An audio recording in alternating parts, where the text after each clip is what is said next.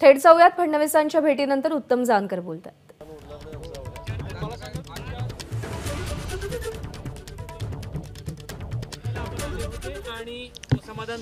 निश्चितपणाने माढा आणि सोलापूर लोकसभा मतदारसंघाचा विषय होता। त्या मतदारसंघाच्या विषयाने आज फडणवीस साहेबांना भेटण्यासाठी आम्ही नागपूरमध्ये आलेलो आहोत। साहेबांची आता जवळजवळ 1 तास आमची बैठक सविस्तरपणाने झाली। त्याच्यामध्ये आमच्या काय अडचणी होत्या, मुद्दे होते, त्याच्यावरती सविस्तरपणाने चर्चा झाली आणि त्यामध्ये सकारात्मक चांगल्या पद्धतीची चर्चा या ठिकाणी झालेली आहे। आजच आम्ही काही प्रमुख नेते मंडळी वेळापूर या ठिकाणी बसून आज संध्याकाळी 7 वाजता आमचा बैठकीमध्ये निर्णय घेऊ।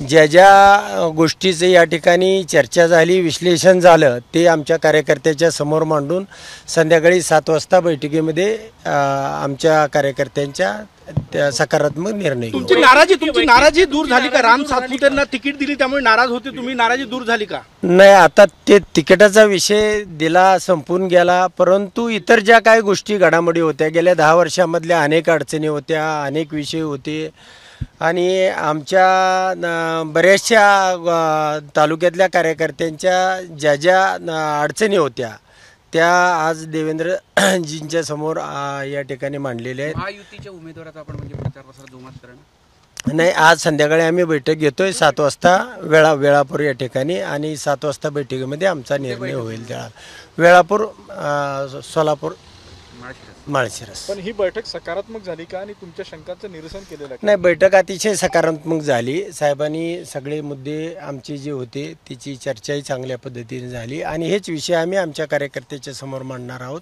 आणि त्या ठिकाणी सगळ्या कार्यकर्त्यांचं एकमत झालं की आम्ही निश्चितपणाने पुढील दिशा ठरवू। नाराजगीतून भाजप सोडण्याच्या तयारीत असल्याची चर्चा होती, त्याला कुठेतरी विराम भेटलाय? नाही, म्हणूनच आज फडणवीस साहेबांनी इकडे बोलवल्यानंतर आम्ही आलेलो आहे। या ठिकाणी अतिशय सकारात्मक आणि चांगली चर्चा झाली आणि ही चर्चा आमच्या सगळ्या तालुक्यातील कार्यकर्त्यांच्या बरोबर ठेवून आम्ही पुढील निर्णय घेऊ आणि तो तुम्हाला आश्वासन काय मिळालं फडणवीसांकडून? नाही, आता आश्वासन ते आमच्या कार्यकर्त्यामध्ये आम्ही चर्चा करू। धन्यवाद। एबीपी माझा, उघडा डोळे बघा नीट।